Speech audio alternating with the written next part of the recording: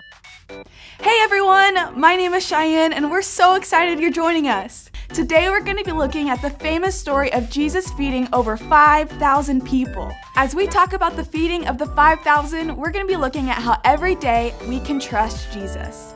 But before we check this story out, we're going to sing a song together. So go ahead and stand up and sing this out with us as loud as you can.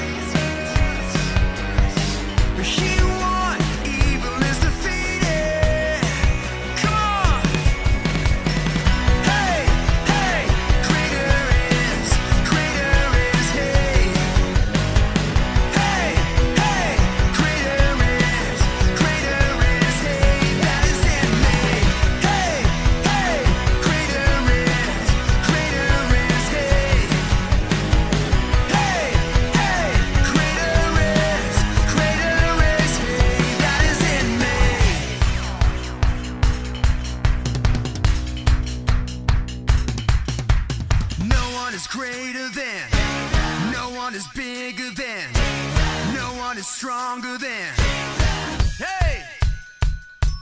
No one is greater than, no one is bigger than, no one is stronger than. Come on! No one is greater than, no one is bigger than, no one is stronger than. No one is greater than, no one is bigger than, no one is stronger than Jesus.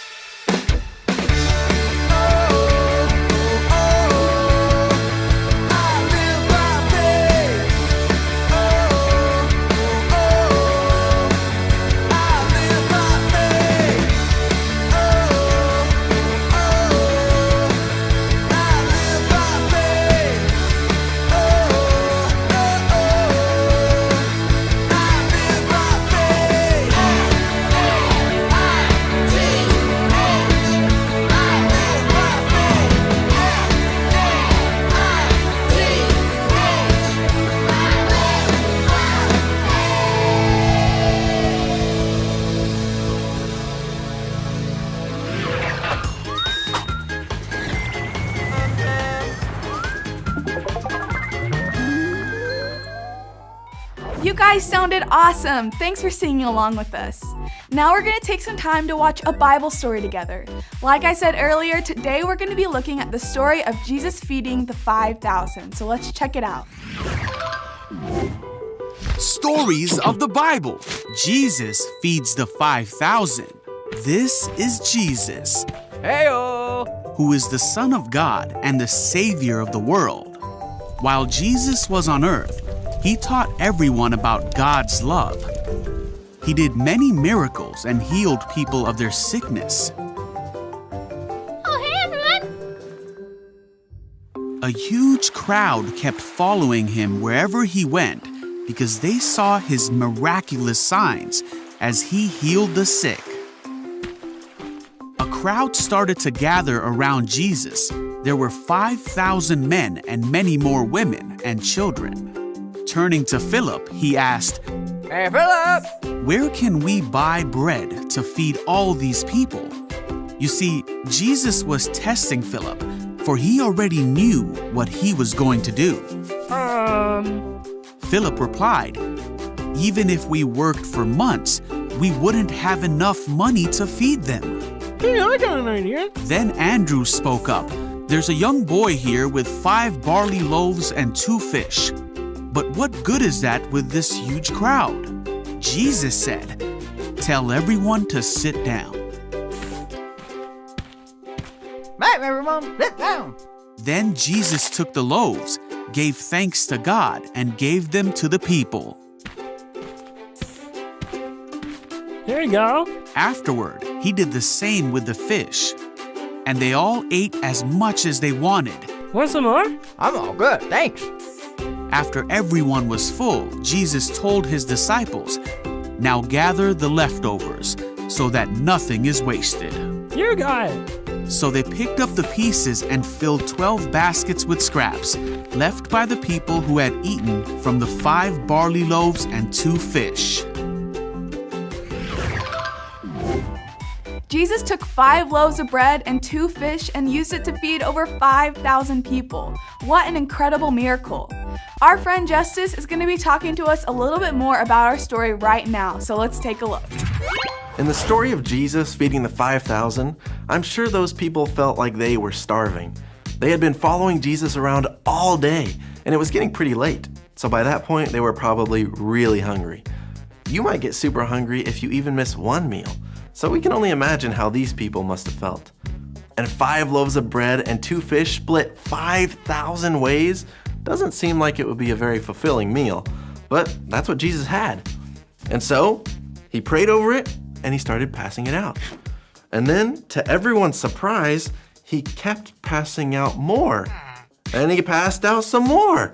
And he kept passing out this food until over 5,000 people were full and they couldn't eat anymore. Talk about an incredible miracle. Jesus is absolutely amazing. He was able to take a little boy's lunch and use it to feed thousands. Not long after Jesus had multiplied the fish and bread for the thousands of people, Jesus told all of those following him something very important.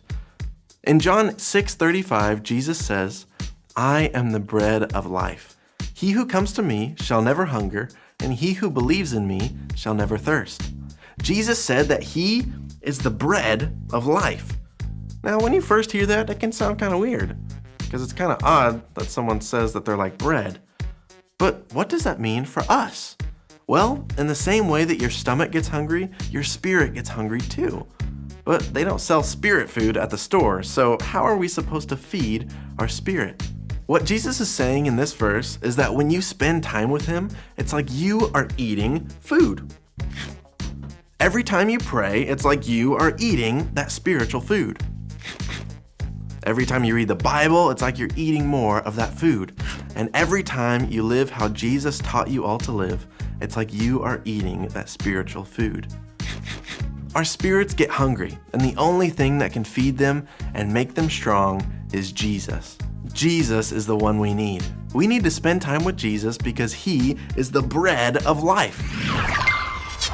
Just like our bodies need food, our spirits need food. And the only thing that will fill us up spiritually is our relationship with Jesus. So what does the time that you spend with Jesus look like? Do you have a specific time that you spend with him each day? If so, what do you do during that time? I would encourage you to talk with your parent or a small group leader about that. Then, if you don't already have a planned time that you spend with Jesus, take some time to talk about what that could look like for you. Remember, when we spend time with Jesus every day, we can trust him to feed us spiritually. That's it for this week. Thank you so much for joining us, and we'll see you next time.